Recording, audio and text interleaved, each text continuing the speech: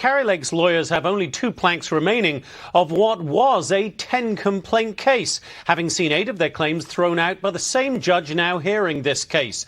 So today, those lawyers tried to drill down on one of their main issues, the malfunctioning of some ballot printers in Arizona's most populous county on Election Day, and whether that amounted in simple terms to disruption of the election process, a characterization the co-director of Maricopa County Elections refuted.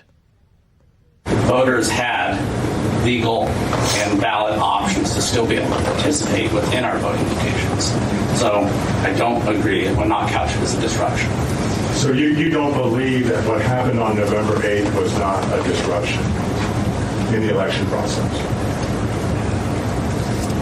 I do not couch it as that. Questioned by the county's own attorney, Scott Jarrett also denied that he or anyone else in any official capacity tampered with the printers. No, I did not. Did you give an order to any of your personnel to do any such thing? I did not. Are you aware of any order like that being given? I'm not aware of that. Lake, an ardent supporter of former President Donald Trump, officially lost her bid for the Arizona governorship to Democrat Katie Hobbs. But apparently taking a page from the former president's playbook, Lake has steadfastly refused to concede defeat. Now, Lake wants the Superior Court judge hearing this case to overturn the election results and order a do-over. The judge has given the 2 sides until the end of Thursday to make their respective cases. He will then make a ruling by December 27. If Lake loses, she has vowed to take her fight to the Supreme Court. Guess what? Christmas came early yesterday.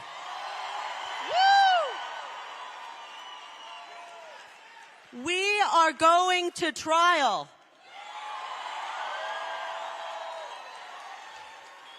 This is so historic, and you know what?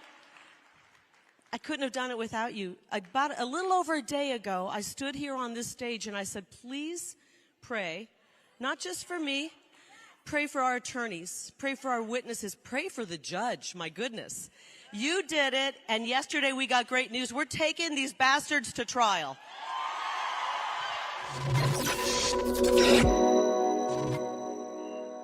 Today is Thursday, December 22nd, 2022, and Merry Christmas. Bombshell revelations out of the Kari Lake trial shock the entire state of Arizona, and the Democrat leadership in that state are in panic. Congress gives Zelensky standing ovation as he demands more U.S. money and disgraces America, flying a Ukrainian flag at the center of our government. And let you know who these people work for. Omnibus stalls as Title 42 amendment causes major problems. Can we save America? We'll find out today. My name is Benny Johnson, and this is The Benny Show. Ladies and gentlemen, welcome, welcome, welcome. You know we are fans of Kari Lake on this program. You know that we are also realists on this program, and we are very, very upset at what happened to Kari Lake. So let's start with the facts, and then we will dive into what was absolute nuclear revelations yesterday inside of the trial of Kari Lake, the trial of the century, the trial of the voting mechanisms and institutions, broken as they may be inside of Maricopa County. Now, this is what we know. You are not a conspiracy theorist to ask questions. It is actually important. It is a prerequisite to our functional republic for us to ask questions of the systems that guide us. Asking questions about broken systems is how we were able to integrate schools, and how we were able to get rid of segregation, and how we were able to get rid of slavery. Asking questions about broken systems that do not function and that strip away rights of American citizens is fundamentally important. And so you must join me here in this very simple multiplication table, all right? Do Americans have the right to vote? If you are an American citizen, do you have the right to vote? If you have the right to vote, and the answer, of course, is yes, if you are a legal American citizen, then you also have the right to make sure that the voting systems that are put in place, that are funded to the tune of hundreds of millions or billions of dollars in your local precinct or congressional district, cost a lot of money to get these systems up and running, that they run on Election Day. You pay for them, and so they should function. Now, let me explain to you what I saw personally. We can explain to you what the data shows, but I can explain to you what I saw because I stood on the ground in Maricopa County the day of the election, November 8, 2022. I went to multiple polling locations personally, took out my camera, and I filmed. And I filmed thousands of people standing in line. Thousands of people during my time there over the course of hours. Cars and parking lots backed up all the way to the Walmart, down the street to the strip club, to the convenience store. People were waiting in line up and down the roads. I went to multiple locations out into the greater regions of Maricopa County.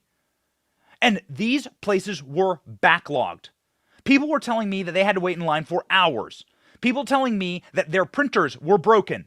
And lo and behold, the official tally shows that somewhere between a quarter of the official polling locations had major malfunctions, breakages, and massively long lines. That is beyond dispute. That is empirical, demonstrable evidence that happened. The printers broke. The machines wouldn't read, and thousands, maybe hundreds of thousands, of people were told, just leave your ballot here. Or, as we know now, thousands of people checked in at a polling location and were unable to spoil their ballots, and so then they were essentially just locked up for the rest of the day and told, well, there's nothing we can do. You can put your vote into this little cardboard box. They call it Box 3. And then they took those ballots and they brought them downtown. And then, of course, we waited for days and days and days, for weeks, literally, for them to count the election. In Florida, we count 11 million votes in one night. One night. By 9 p.m., you knew that DeSantis won by about 9 billion points. One night. But in Arizona, we get this.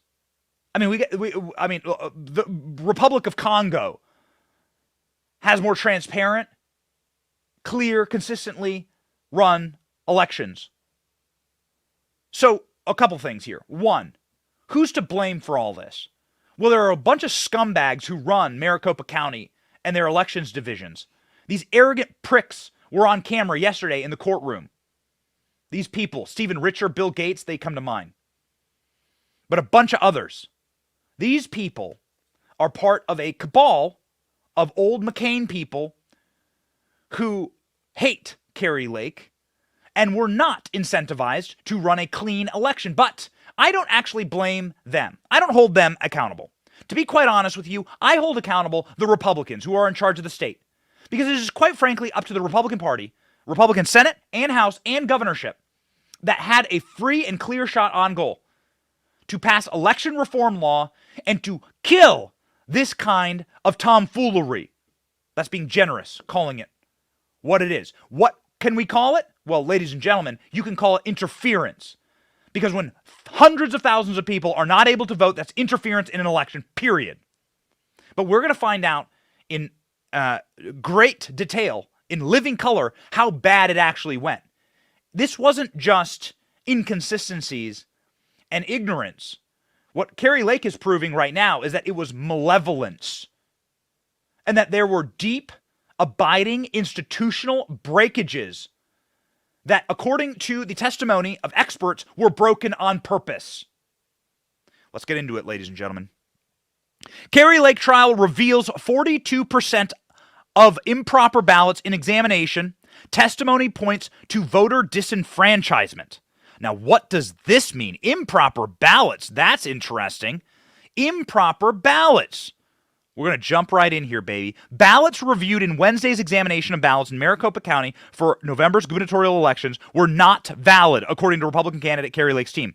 A tweet from Kari Lake's war room said that 48 out of the 113 ballots reviewed during the examination were 19-inch ballots produced on 20-inch paper. Let's break that down. What does that mean? Well, okay, starting step number one. Kari Lake is being granted access to the actual crime scene, to the evidence at a crime scene, all right?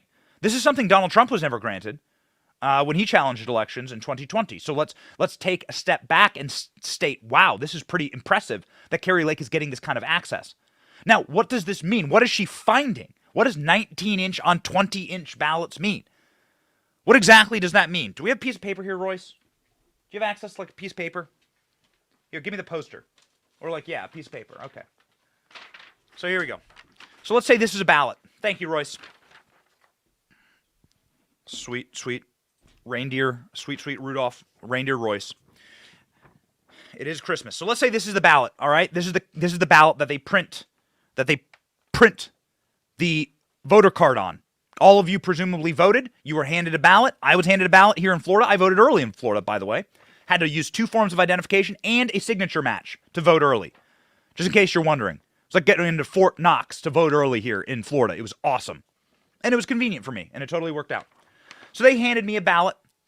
What they are finding now is that the ballots that were printed on this paper with the machines to read them, they were printed incorrectly, meaning the machines were spitting them out because the machines weren't reading them. The machine is simply cataloged, and the machine is calibrated in order to read a very specific set of lines specifically on the paper. Okay, you're going to vote here, you're going to vote there. You're going to vote here, you're going to vote there. Here's your vote for governor. If this is black or if this is black, that means Kari Lake or Katie Hobbs. Tick, tick. The ballots were printed incorrectly. There is no other way to state it.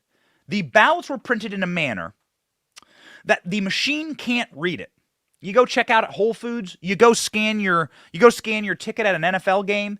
You go do whatever. You scan Apple Pay. If you're not holding it up to the reader correctly, it won't scan. You probably scan a barcode once a day. You check out at CVS. You scan a barcode. If you're not holding it there correctly, if the machine is not calibrated correctly, and if you are not reading a piece or a line on a piece of paper correctly, it won't read it. And that's what happened to the ballots. You want the brass tacks? That's what they found out. Those are parts of the bombshell, ladies and gentlemen. The 1-inch discrepancy caused chaos on Election Day, causing mass rejection of the ballots. This is a massive bombshell because somebody had to have administrative settings in order to print the ballots incorrectly. This wasn't a machine error. Machines do what the human beings tell them to do. A poor craftsman blames his tools, as my grandfather used to say. The machines are simply tools. And so somebody inputted, malevolently, who knows, the incorrect size of the ballots. Now, I am no election expert, but cybersecurity expert witness Clay Parkin was brought to trial yesterday by Kari Lake's team. This cybersecurity expert, who is an expert on these voting systems, these machine systems, had this to say as it pertains to a size rejection. Ladies and gentlemen, this is clip B, Royce. Play it for the people. You've heard previous testimony. Were you here for Mr. Jarrett's testimony? Yes, sir, I was. And did you hear Mr. Jarrett testify that in the November 2022 general election, a 20-inch ballot was used? Yes, sir, I did. Would a 19-inch ballot image projected on a 20-inch piece of paper used in the election in Maricopa for November 2022 have when it was placed into one of these vote center tabulators? It would cause it to be rejected. So it would cause it to be rejected, all right? You take your pen. This is how I voted. How did you vote at home? Let me know. Did you vote by mail? I'm very interested. Let me know in the comment section. Did you vote by mail? Did you vote on same day? We were messaging, and I was messaging personally, and I will absolutely take accountability for telling people to vote same day, because the people that I knew best in Arizona were saying, hey, this is the way to do it. And so I said, all right, fine. I'll message that. If you can vote same day, you can vote same day. You can overwhelm the polls, and so on and so forth. What happened is people came in same day. They used their marker to mark on a ballot a bubble that said Kari Lake, and then they run it into the machine, and the machine is set to read a 20-inch ballot. The lasers look down through the machine to count the Kari Lake vote that you just marked, and it goes, there's no vote here. There's no vote here. Because the ballots are all off. The mechanisms are all off. Who printed the ballots incorrectly? This happened to thousands, maybe hundreds of thousands of people on election day. Their votes were not counted. This election expert went on to answer that question. Who could have possibly done this to the people of Arizona? Who could have disenfranchised these people in Arizona? Go ahead and listen again to cybersecurity expert Clay Parkin. Use that laptop should be used. Is there any way, in your opinion, for a 19-inch ballot image to be projected on a 20-inch ballot by accident? No, sir. Why not? Because the settings and the configurations and the procedures that are used cannot allow that. These are not a bump up against the printer and the settings change. There are security configurations. I've reviewed the evidence, and the printers are configured via script, which by any large organization that has to do multiple systems is a standard. This takes away the human error of somebody miscoding in the instructions either on the printer. So this election expert is telling us that you have to have authorized access at the highest possible levels. You're talking like Katie Hobbs here. Do you remember when we would call for days and days for Katie Hobbs to recuse herself? Why is Katie Hobbs allowed to oversee the election of herself and her opponent? Doesn't that sound like a conflict of interest? Sure it does to me. But here we go. Somebody at Katie Hobbs's level had to have changed the ballot printer settings in order to print the ballots incorrectly. We have an example of what it looks like to print a 19-inch ballot on a 20-inch piece of paper. Now, it might look subtle to you, but to anyone who reads or scans any device, anyone who works in electronics, have a look at your screen. Have a look. Can we make this even bigger, Royce? Ladies and gentlemen, this is the difference. Do you see the top bars there on the 19-inch ballot, which is the one closest to me? The 19-inch ballot there. The top bars are not readable because they are off. They're not linear because they are off. Therefore, all of the markings on the ballot also are not readable to a highly sophisticated and calibrated machine. Now, if you were counting all your ballots in person, if you were doing only paper ballots and counting all ballots in person, this wouldn't be a problem because presumably the human being would be able to look at the ballot and say, oh yeah, that's a vote, that's a vote. But the machines don't. And that is where all of the footage of the machines rejecting ballot after ballot after ballot after ballot on Election Day came. I spoke with an election worker myself. I physically went to Phoenix and stood there in line and spoke with an election worker, and this election worker told me she's never seen anything like it. By the way, don't blame these people. They're little old grannies, okay? I spoke with a little old granny. She's like, I don't know. I'm so scared. I'd never seen anything like it. They just keep rejecting the ballots. We just keep putting them in and they keep spitting them back out. We don't know what to do. So we're just going to send all the ballots downtown. That's what she told me. I have it on camera. She's sitting there terrified because she can't do her job. Don't blame those people. Ladies and gentlemen, what they're finding out is total and complete illegality based on Arizona election law. And this, of course, is a flaming bombshell. Who gave the order? Who had the administrative access to go in and change the ballot discrepancies? How they are printed so that the machines couldn't read them correctly. Again, if this was happening in Atlanta, in like a majority-minority community, if this was happening somewhere where Democrats were presumably like hoping to get a large amount of votes on Election Day, this would be the #1 news story of our time. This would be written down in the history books. This would be the new January 6th. But it's happening in Maricopa County, where there are presumably millions of people who wanted to cast a vote for Kari Lake on Election Day. Democrats had already gone out and vote harvested, had already gone out and gobbled up their ballots. Those ballots had already been counted. And Democrats knew where their margins were. And they knew how many people had to get frustrated and walk away. You got kids? I got kids. Yo, it is hard enough to go to the grocery store. Imagine standing in line to vote. My wife and I went out grocery shopping last night. It was like Vietnam with my children. Okay? I'm like sitting in the car. I am personally sitting in the car listening to both my daughters are screaming at the top of their lungs.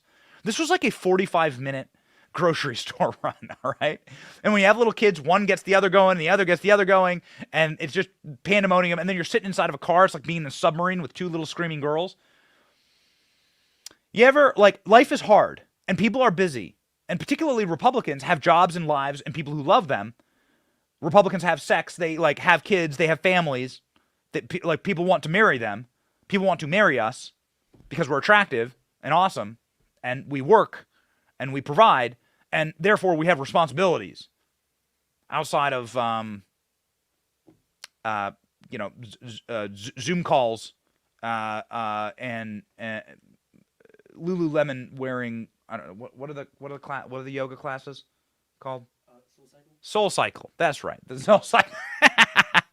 Soul Cycle. Ladies and gentlemen, we have lives. So we need to go and get our votes done and then leave. And people can't wait for hours and hours and hours on end. And that is called disenfranchisement. But it doesn't stop there. In another Election Day tweet, this is how they've disenfranchised Maricopa County voters on Election Day. The ballots were designed to be unable to read through the machines. This wasn't an error, this was malice. This process worked exactly as it was intended to. This is what Kari Lake's War Room was tweeting, and she's right. And this is what she has to prove in court.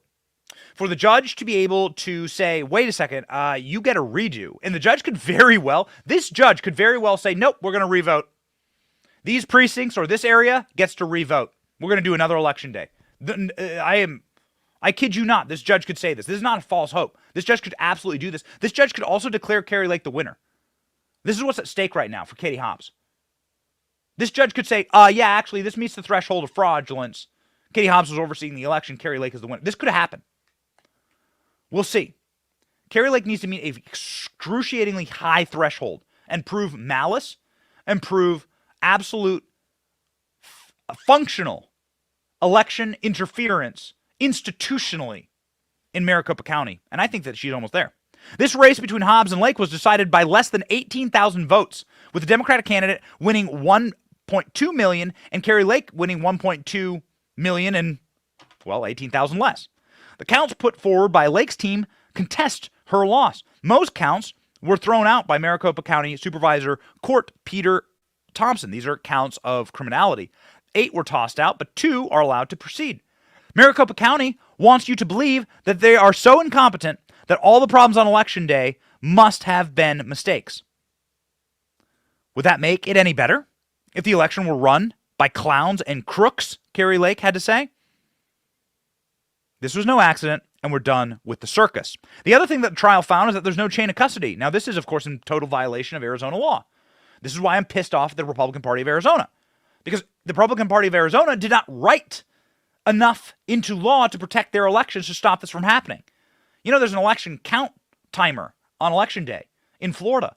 Every county needs to get their elections in and counted and tabulated in 24 hours after the election. Now, that might seem like a really long amount of time, but that's the law here. And then the state takes over. If you go for a second over 24 hours, the state assumes that something's wrong, that tomfoolery is up. And so they will kick you out, probably take you to prison, and then take over the election for you. And if you were trying any tomfoolery, they'll find it out. That's how it works in Florida. Ron DeSantis also, in our election integrity bill, passed an election crimes unit that is specifically funded to look into election crimes. And by the way, they put dozens of people in jail for illegally voting in Florida. Felons now. Good. Shocking how every single time we cover that case, it's always the Democrat who's getting multiple illegal votes by illegal immigrants and so on and so forth. The cases are real. We've covered them on the program. But the Republicans in Arizona lacked the testicular fortitude to actually protect their elections. And so now we have these chain of custody problems. Instead of putting the fear of God in the people running your elections that you'll go to jail if you mismanage this election, which is exactly what happened in its most courteous of sense, in its most generous sense, it was mismanagement. In its most primal sense, it was malice, according to Kari Lake and her testimony and her arguments in court. There was no chain of custody. The county recorder, Stephen Richer, confirms the chain of custody was broken, and they do not count ballots at vote centers, which is law in Arizona. Have a listen. You could look at the forms and add the numbers, correct? You could have a staff member do that? No, we added them up. They're not counted at the individual voting locations. They are counted when they get back to MCTEC, and then they are recounted at Runback. The voting centers, how many are in the bins? When the early ballots leave the voting centers, no, they are not counted at the voting centers. So nobody knows how many are in the bins when they arrive at MCTech, correct? Correct. But according to your testimony, they contain documents that tell you how many are in the bins? No, they contain chain of custody And documents. it's your testimony that you count them at MCTech? Correct. So they have no idea how many votes are coming in. They have no clue. Because the votes couldn't be counted inside of the vote centers, they were thrown into a cardboard box and brought downtown. No chain of custody. In violation of Arizona law. You just heard the man there. You just heard the man there. He's not lying. He's under oath. Stephen Richer, I mean, this is minutia, but they're violating the law.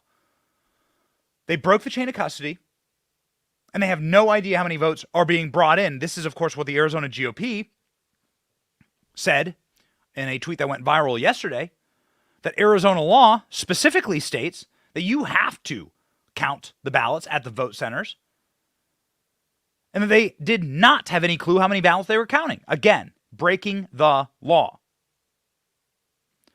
So, ladies and gentlemen, where are we now? Where are we now? Kari Lake is going in hard on the, hey, they broke the machines, okay? They broke the machines, they broke the systems, and the people who wanted to vote for me were not able to. Here's what Kari Lake had to say on Twitter yesterday. Oh, sorry, we've already tossed that one up. Ladies and gentlemen, we're, again, synthesizing this, and the trial is going to restart again here very, very soon, and we'll give you any breaking details as they come up. Scott Jarrett, who is the elections director, co-chair in Arizona, answered questions about disruptions in the midterm election. This we thought was a damning clip. Have a listen to Mr. Scott Jarrett here. So you don't believe that what happened on November 8th was not a disruption in the election process? I do not couch it as that. Are you aware that Supervisor Gates came out on Election Day and said 20% of all vote centers were affected by these issues with ballots being rejected by the tabulators? Again, we didn't have ballots rejected by tabulators. They were not being read in by tabulators, but that's not a disruption when voters still had valid options to participate in dropping in those ballots in our secure door number 3, which is a similar process that 8 other counties use as their only option for voters to be able to return their ballots. Yeah, Mr. Jarrett, you're not answering my question. My question isn't what other options existed for voters. My question is, would you agree that there was a disruption of at least 20% of the vote centers in Maricopa that caused delays in the voting process? Objection, Your Honor. The witness has already answered this question as to whether he characterizes it as a disruption. Yeah, I'll overrule. If you can answer it, you may, sir. I'm not changing my response. Okay. So this is the pretentious, smarmy, parsimonious, arrogant, indifferent election official there. Who knows what he did? Who knows exactly how they broke this system? Because it's available for all of us to read. Here from NPR, 1 in 5 polling locations in Maricopa County, Arizona, were experiencing technical problems on their ballot tabulator machines in the hours of Election Day, the hours when people vote before work. Again, Republicans have lives. We have lives. We have family lives. We have sex lives. We have work lives, and otherwise. Again, we're not covered in Cheeto dust in our mother's basement like most leftists spending all day tweeting. So these people don't think that it was a disruption to have 25% of the voting locations not work. Again, if this were happening inside of a majority minority community in Atlanta under Brian Kemp's stewardship, and a quarter of the polling places inside of a heavily Democrat vote day of population, it would be seen, again, this would be seen as Pearl Harbor. This would be seen as January 6th. But it's not, because they got the result that they wanted. Bill Gates, on the day of the election, looking us in the eyeball and saying that a quarter of all of our polling locations don't work on election day. Your sole job. Just for posterity, we decided to pull up the old clip. Please have a watch. Things are going great out there, but there's one thing that we wanted to address to make people aware of today, and that has to do with our tabulators. We've got about 20% of the locations out there where there's an issue with the tabulator, where some of the ballots that after people have voted them, they try and run them through the tabulator and they're not going through. But the good thing is we do, first of all, we're trying to fix this problem as quickly as possible. And we also have a redundancy in place. If you can't put the ballot in the tabulator, then you can simply place it here in where you see the number 3. And this is a secure box where those ballots will be kept. Mm-hmm. Are you seeing it now? Did you catch that? Did you see it? Did you see it with me? Did you catch it? That's right. You saw it. On the day of the election, they were prepared with a video, sitting there in suits, all dressed up, with a machine ready to go, to explain to you that the ballots that someone intentionally misprinted, as pursuant expert testimony inside of the courtroom in the Kari Lake trial, somebody intentionally misprinted the ballots so they could not be read by the machines. Somebody with administrative access, high level, misprinted the ballots so the machine would reject them, causing chaos, backups, lines at polling centers where they knew there would be a heavy voter same-day turnout for Kari Lake. They caused chaos. This caused major discrepancies on election day with people saying, don't put it in box 3, do put it in box 3, who's counting box 3, where do the votes go? Do the votes even count on election day? There were huge problems. And I saw them for myself. And now, ladies and gentlemen, we are seeing, plain as day, rock solid evidence of a institutional and structural malevolence against Kari Lake's campaign and the same-day votes that heavily favor Republicans inside of a must-win district for Kari Lake, Maricopa County. She had to perform in Maricopa County. Kari Lake was leading. And here we do get into the, I don't think we actually have the graphic available, but it comes to mind. Kari Lake was leading by double digits before the election. In every national poll, the leftist polls. Some of the leftist polls had Kari Lake up by 9-10 points. Some of the more center-right polls had her up by 11 points. We had Kari Lake on the program to talk about it.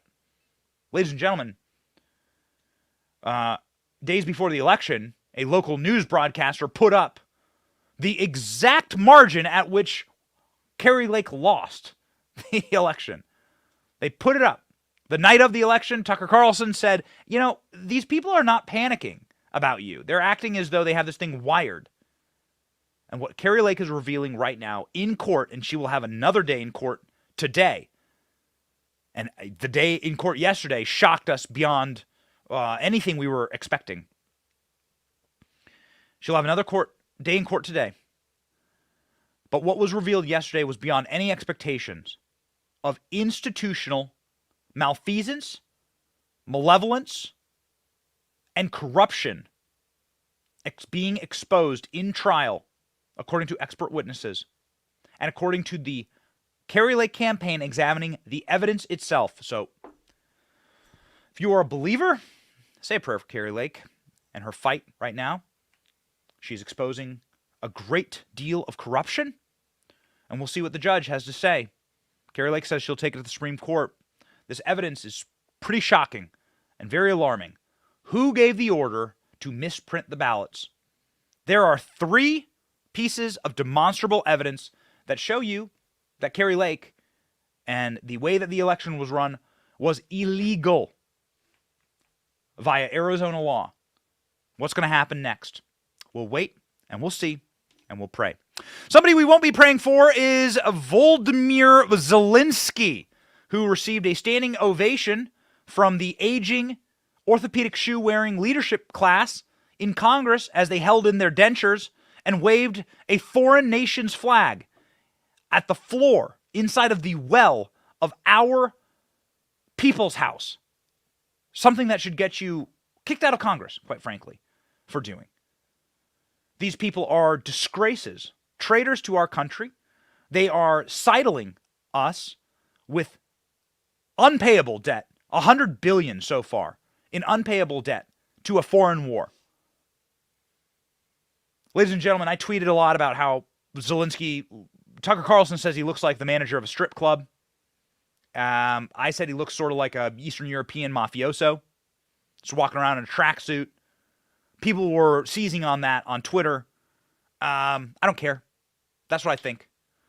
But what he wore was far less relevant than what he does and what our leadership class are doing in this conflict.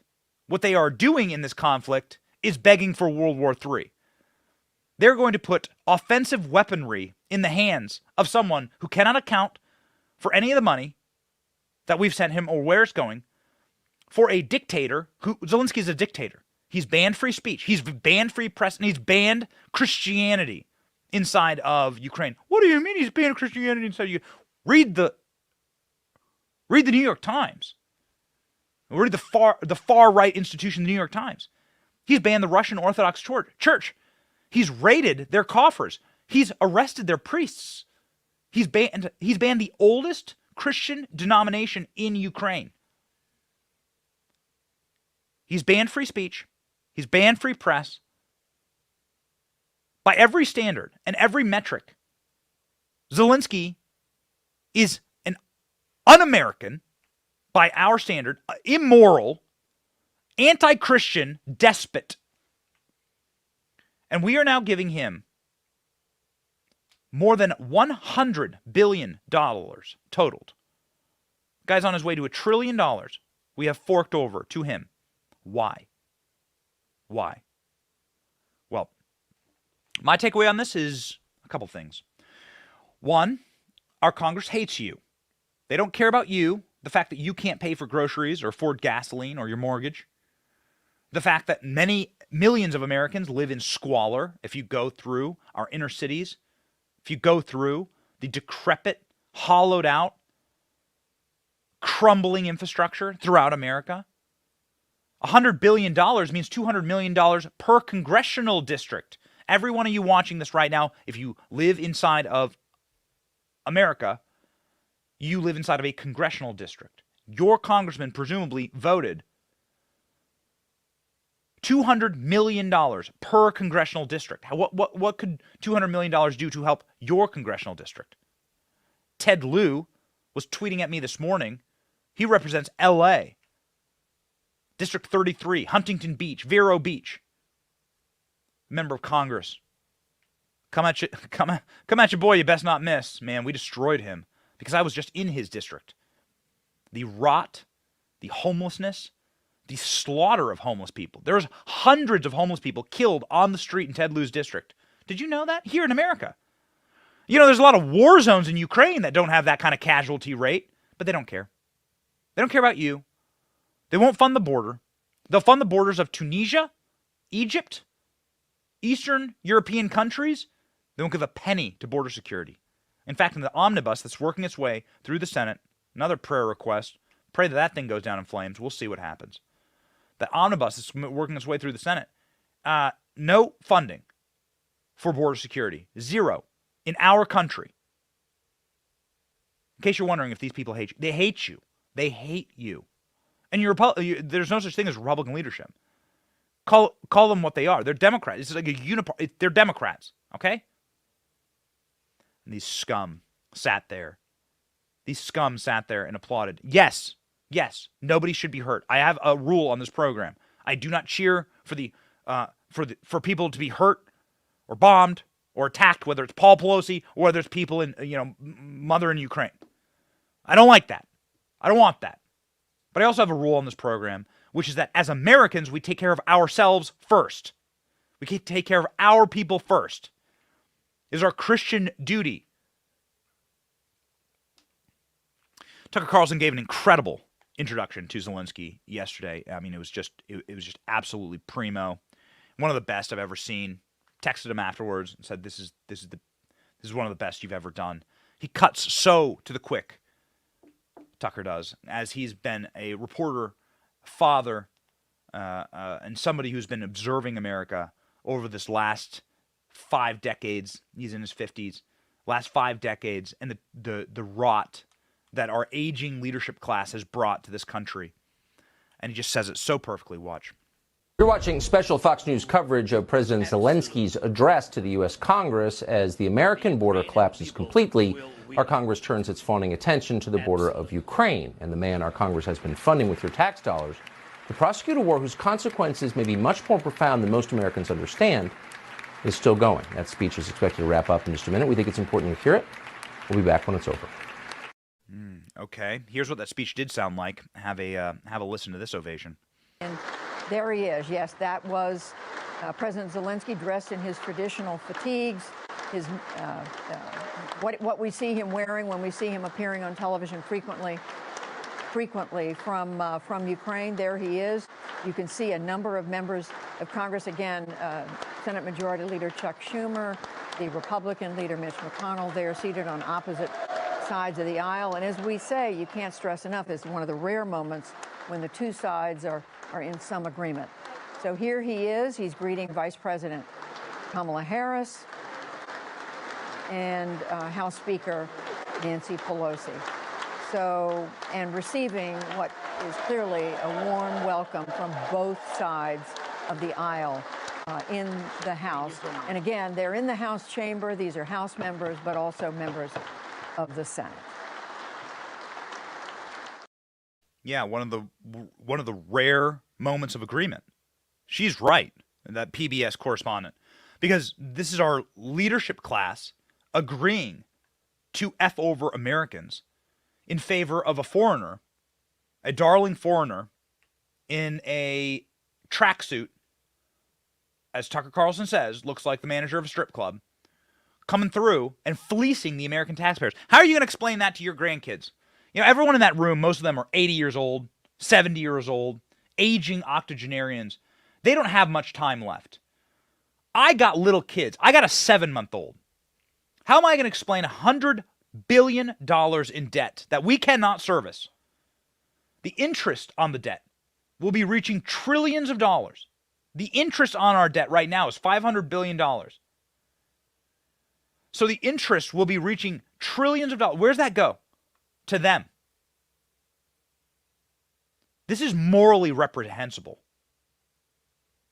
This is pseudomasochism by a uniparty that is so disconnected from the country that it represents that would actually applaud for a line like this from anti-Christian dictator Volodymyr Zelensky. Listen. Thank you very much. Thank you for both financial packages you have already provided us with and the ones you may be willing to decide on. Your money is not charity. It's an investment in the global security and democracy that we handle in the most responsible way.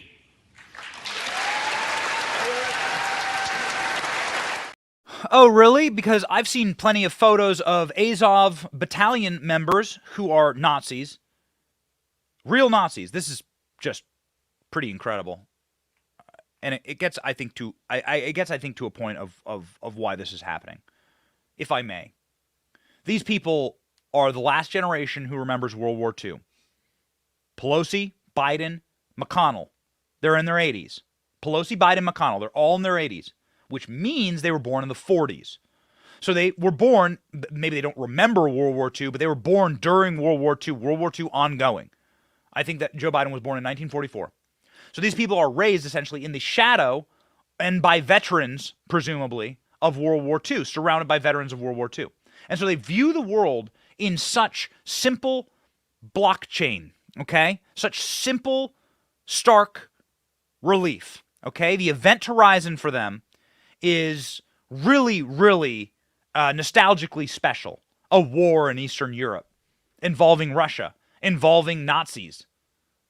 The weird part about this is that now these people who are the last ones to, like, presumably remember World War II, this aging, orthopedic shoe-wearing, denture-clad leadership class of us, who are clearly in the onset stages of dementia, all of them. McConnell, you heard him talk. Pelosi, holding in her dentures, shaking like a fentanyl addict. Joe Biden, incapable of speaking the English language. We have a clip from him here in the show in just a second. These people are trying to recreate World War II, and they're going to recreate World War III, actually, by funding the Nazis. Fact check me on that. I want it. Fact check me on that. Azov Battalion, what is it?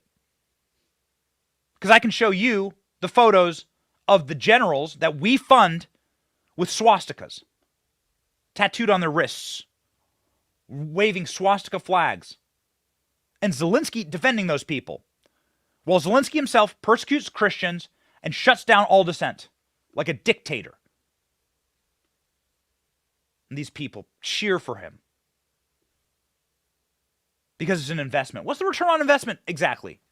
Why do my kids owe you anything in Ukraine?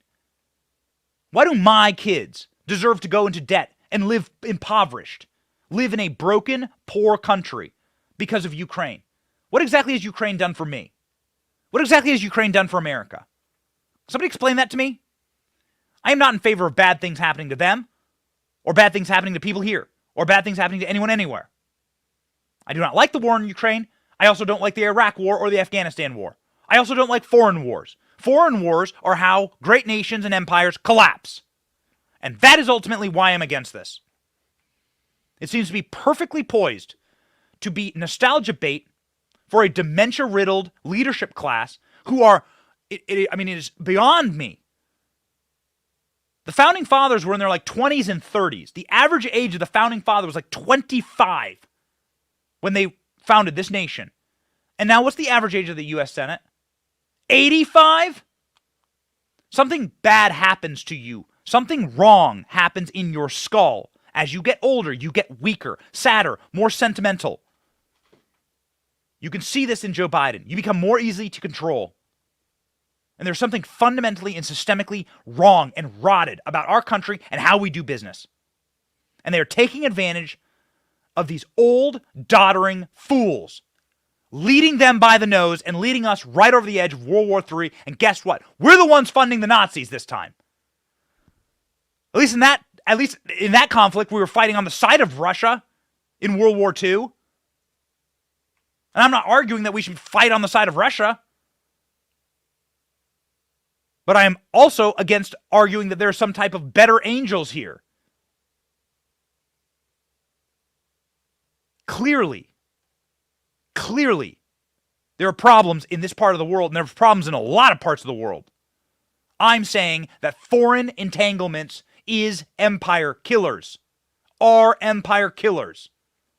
And that we cannot afford this war, and we could not afford the Iraq war, and we could not afford the Afghanistan war.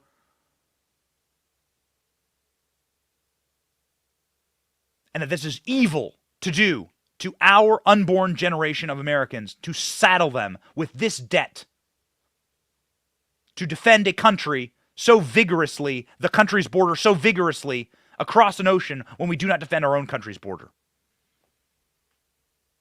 Somebody who should understand that is Nancy Pelosi. She's from California.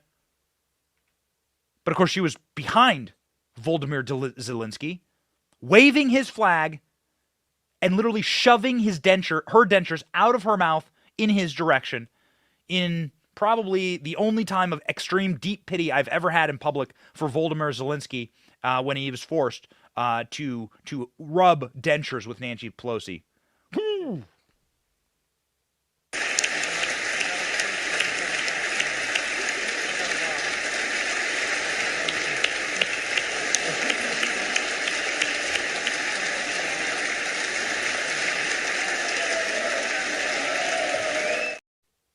Here's the image. This should never happen in America. This is a disgrace to you. It's an insult to your country. The waving of a foreign flag inside of the well of your capital should never happen in America. Tucker Carlson continued to call, again, Zelensky a strip club manager while he strip mines American generosity, disgraces our nation by claiming it's an investment. An investment in what exactly? What are my kids going to get from this? You are strip mining the value of our crumbling economy for what exactly? What investment will my kids get out of this? Might I ask? Oh, is it racist to ask that? Oh, it's offensive to ask that? I don't care anymore. Neither does Tucker. Listen. The point was to fawn over the Ukrainian strip club manager and hand him billions more dollars from our own crumbling economy. It is hard, in fact, it may be impossible to imagine a more humiliating scenario for the greatest country on earth. And we would love to blame Joe Biden for it, but we can't really, not entirely at least. This was bipartisan masochism. The Uniparty is alive and well, despite the best efforts of voters, including last month. And if you doubt that it's alive and well, here's a picture of Zelensky that he had taken with a group of elderly Republican senators in Kiev back in May.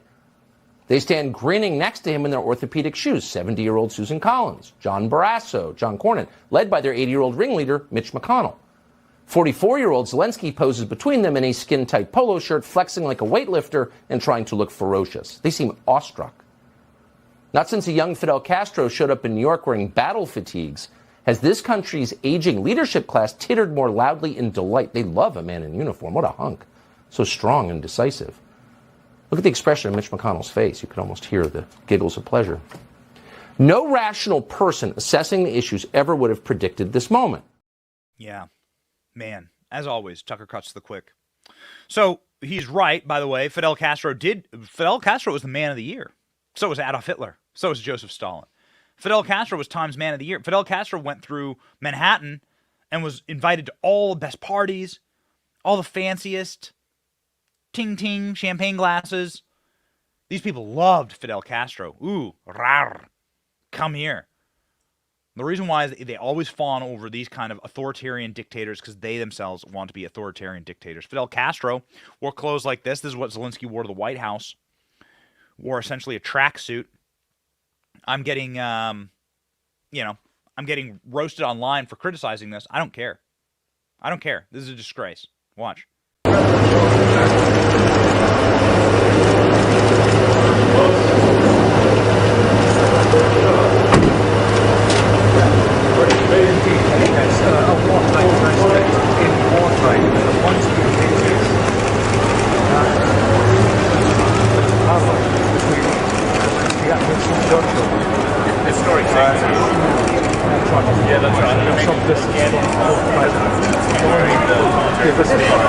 Пане президенте, з яким уроком ви плануєте поїхати в Вашингтон? Пане президенте! Пане президенте, з якими результатами плануєте поїхати з Вашингтона? In the corresponding press conference inside of the White House, Biden continued his spiral into dementia by being incapable of speaking the English language. I think that Zelensky speaks better English than Biden. Have a listen.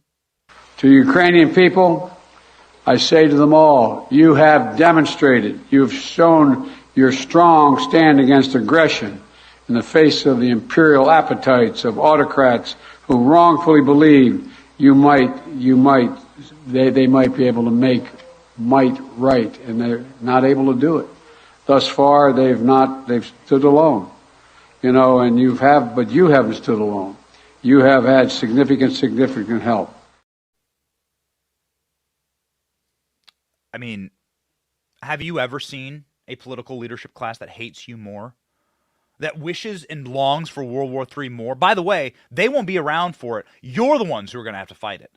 It's your children and my children that will have to fight the wars and inherit the broken, crumbling world that these people are making. They are too old to be making these decisions. They have no skin in the game Josh Hawley refused to go to Zelensky's little speech, panhandling there at Congress, saying something to the effect of, I'm not going to sit there and listen to some foreign dictator beg us for money. And he's exactly right. But of course, Joe Biden couldn't. Watch. When the full-scale invasion started, U.S. officials said that Ukraine cannot receive Patriots because, as you said, it might be unnecessary escalation. And now it is happening. Right now, today, it is happening. And now Ukraine desperately needs more capabilities, including long-range missiles, ATACMS. Maybe I sound naive, but can we make a long story short and give Ukraine all capabilities it needs and liberate all territories rather sooner than later? Thank you. Well, his answer is yes.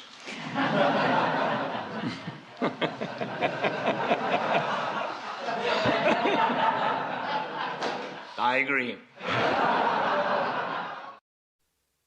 So, if you didn't follow that, she's talking about Patriot missile, which is an attack vector, sophisticated military attack vector for strategic strikes well into the territory of Russia. Russia owns the largest number of nuclear weapons on Earth. This would be an open provocation for nuclear war. The goal of these people is regime change in Russia because they cannot control Russia and because they blame Russia for Donald Trump's election victory, presumably. Utterly incoherent and demented, but these degenerates don't care. They are openly fomenting World War III that your children and your children's children will suffer in, and they're laughing in your face about it, and they're funding it. And they continue to fund it. Omnibus, the omnibus bill right now. What is happening in the Senate? It's currently stalled because of a very courageous Title 42 amendment that is causing major problems. Senators begin discussing a short-term funding bill, which is exactly what needs to happen because this omnibus, this $1.7 trillion omnibus, is a cancer. It is a betrayal of you. It is a betrayal of your voice. What this means in basic terms is the Republicans in the Senate, and let's not call them I need to come up with a better term for them, but these people are Democrat light. Let's call it Democrat light in the Senate. They're cancer that has taken over our party, that does not act in your interests, that simply only ever sides with Democrats and their priorities. They have backstabbed Kevin McCarthy and the will of the people, the voice of our party, to have a House, which controls the purse strings of Congress, control where the money is going to go. And instead of letting Kevin McCarthy come through and negotiate where bills are going to go and where the money is going to go to fund the government, which, yeah, could presumably lead to a shutdown. I think it's probably good to shut this government down for a while. I would be totally in favor of that. Maybe we should do it permanently. But here we have Leader McConnell going over the will of the American people, doesn't care, and he's going to try and pass funding through next year. Well in next year, not giving Kevin McCarthy the ability to have any say. They could hold up funding for border wall protection. They could hold up funding for the end of the vaccine mandate and so on and so forth, right? All these little things. That's how Washington works.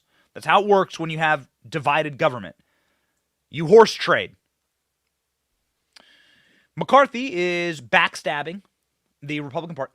I'm sorry, forgive me. McConnell is backstabbing the Republican Party once more in trying to push through and ram through Pelosi and Schumer's wish list, along with AOC and Hakeem Jeffries' wish list of an omnibus bill.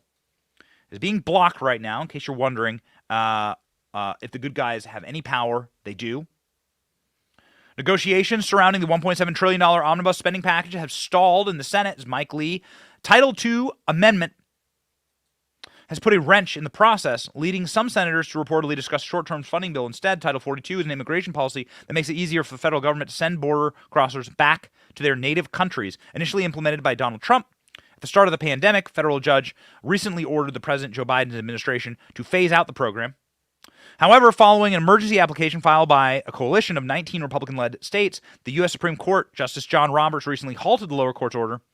So now, Despite Democrat Senate leader Chuck Schumer's hopes to bring a vote to the Senate floor of the Omnibus bill on Wednesday, Lee's Title 42 amendment is causing big problems because essentially now the Republicans would have to vote for open borders. Now he's forcing the vote on open borders. God bless Mike Lee. Congressman Bishop has this Twitter thread up. We'll toss it up on the side here. Can't read through the whole thing. He went through the bill line by line. My team is reading through the bill. Here are some of the things that are in it. Let's just go through the first couple here, okay? In case you're wondering what your Republicans in the Senate are voting for. Expressly prohibits CBP funding from being used to improve border security. There it is. Acquire, maintain, and extend border technology. Acquire, extend border security technology and capabilities, except for technology and capabilities that improve border patrol processing. Oh, good. Got it. Okay, let's go. Same time, it allocates $410 million towards the border security in Jordan, Lebanon, Egypt, Tunisia, and Oman. America last in action. Enhanced border security, $400 million of border security. And then, of course, another $45 billion in border security for Ukraine. Of course, billions of dollars for membership in global multilateral organizations, including the UN, funding the UN. The word salmon appears 48 times in the bill. Not sure what that means. Okay, $65 million for salmon seems fishy. $3 million for bee-friendly highways, another $5 million. Okay, let's do one more.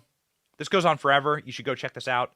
And last out of the spending spree, $65 million for International Fisheries Commission. Perhaps President Bush was onto something when he said, I know that human beings and fish can coexist peacefully. Interesting. There's plenty of funding here for far left-wing extremist DEI and ESG, diversity, equity, inclusion offices. I love this one. Stop right there. Stop right there. Scroll up. One last one. This is really great. Handful of the earmarks in the bill, including $3.6 million for a Michelle Obama trail.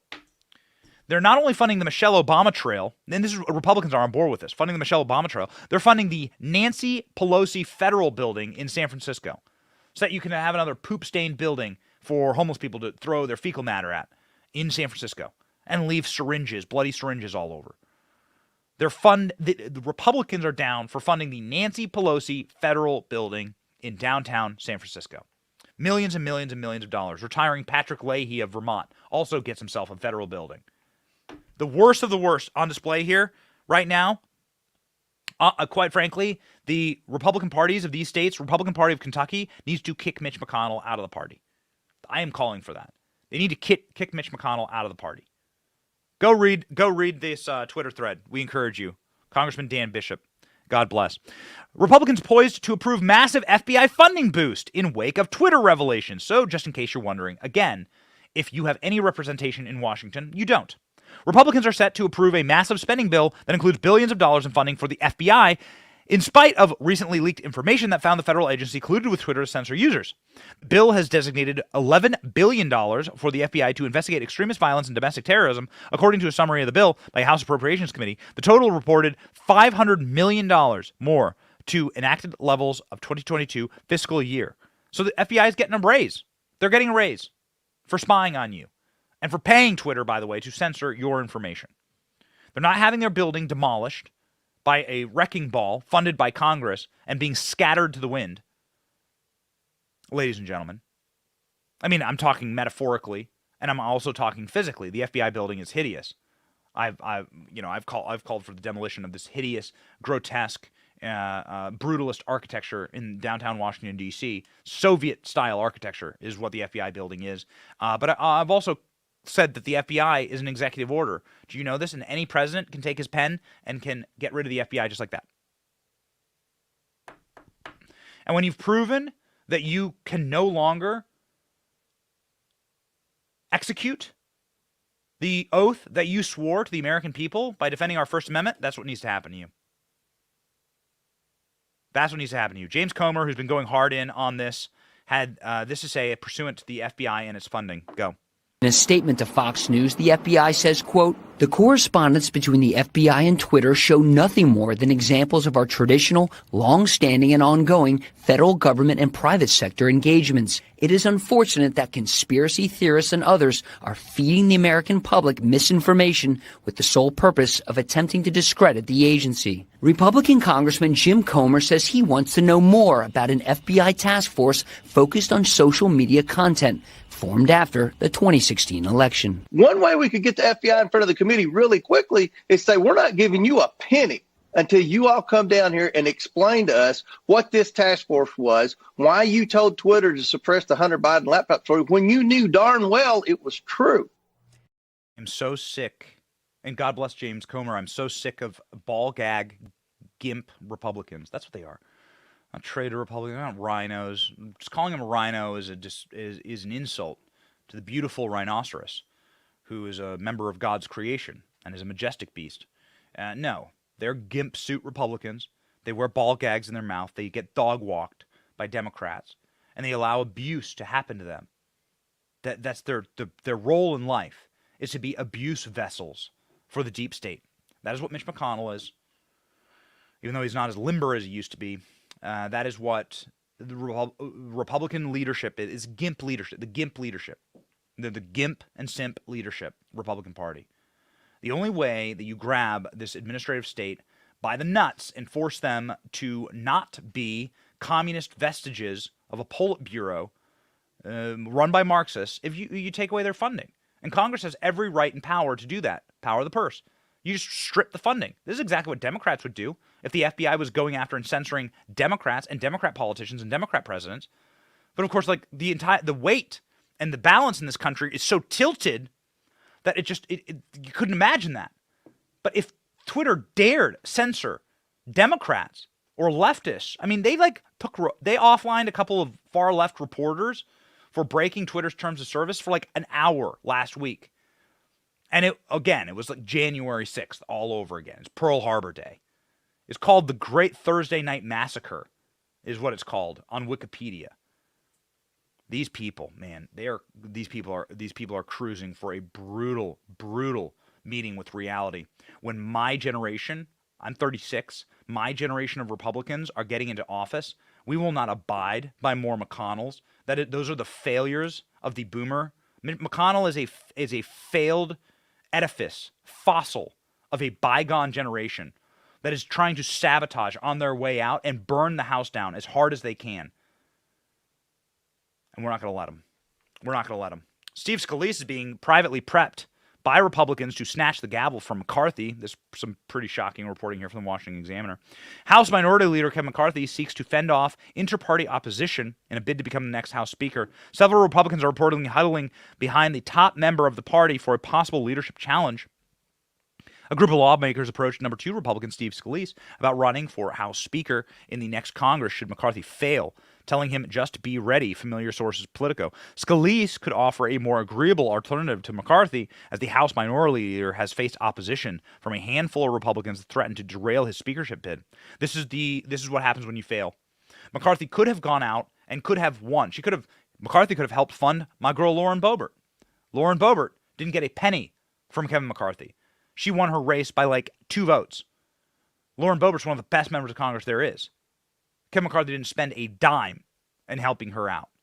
Kevin McCarthy could have gone out and won more votes and helped more people, but he didn't. And now you have a razor-thin margin, and he might not get the gavel. Instead, Scalise launched a bid for House Minority Leader, being selected as the number 2 position in November, running uncontested. Meanwhile, Scalise has kept a low profile. McCarthy fights off inter-party opposition. Does he want to be Speaker? Absolutely.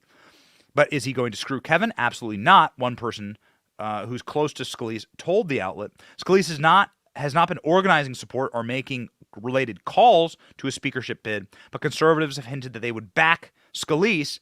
And if you have to win and you hold a 222 to 213 advantage in the House for the next 2 years, McCarthy has literally zero room for error.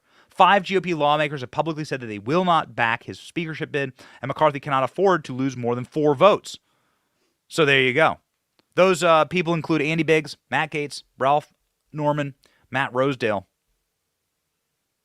What you're going to do, the vote is on January 3rd. Tough times, ladies and gentlemen. Tough times for the Uniparty. McCarthy was really cozy with Paul Ryan. McCarthy was really cozy with a lot of the deeply unpopular policies of the flaccid Republican Party. Remember when we had a Republican Senate and House and President, and they couldn't somehow find $5 billion to build the border wall? Yeah, remember that? And then they sent $100 billion to Ukraine. Couldn't find $5 billion to build the border wall for Donald Trump. We had unified government. This is the difference between Republicans, and this is the difference between my generation and the bygone generation of fossils who are aging out into nursing homes currently in charge. Mark my words, my generation will not govern like this. Will to power. Will to power means the people who send you to Washington to have power and act on their behalf want you to use that power, to wield that power, to make their lives better. We have a vision for America. We can project that vision strongly. We can crush our opposition because our vision is actually quite popular, says the man who lives in Florida right now. A state that had every single county swing extremely rightward. Every county. Miami-Dade was won by Republicans this election cycle. There is a style of Republicanism that is excruciatingly popular. Do you know that the plurality of Latino, first-generation Latinos in Florida support DeSantis' migrant flights to Martha's Vineyard? Did you know that postgraduates were won by Ron DeSantis? Postgraduates. Let that marinate for a second. People with multiple degrees of college education and sophistication voted for Ron DeSantis. He won them in this state. He won suburban women. He won mothers. There is a way. It's my generation's way, where we actually turn this country back into a red kingdom like it belongs.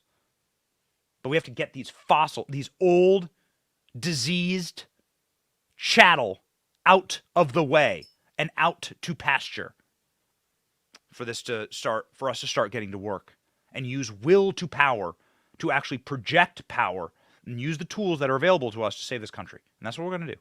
We do it every single day on the show. We fight. God, family, country. That's what we support. I'm not shy about it. God, family, country. We're free men and women. We're going to stay that way because we're going to go on offense. We're going to win. That's what we do here every single day. We say, thank you. God bless you. God bless Kari Lake for going on offense. We hope that she wins in Arizona. We're praying for her. My name is Benny Johnson, and this is The Benny Show.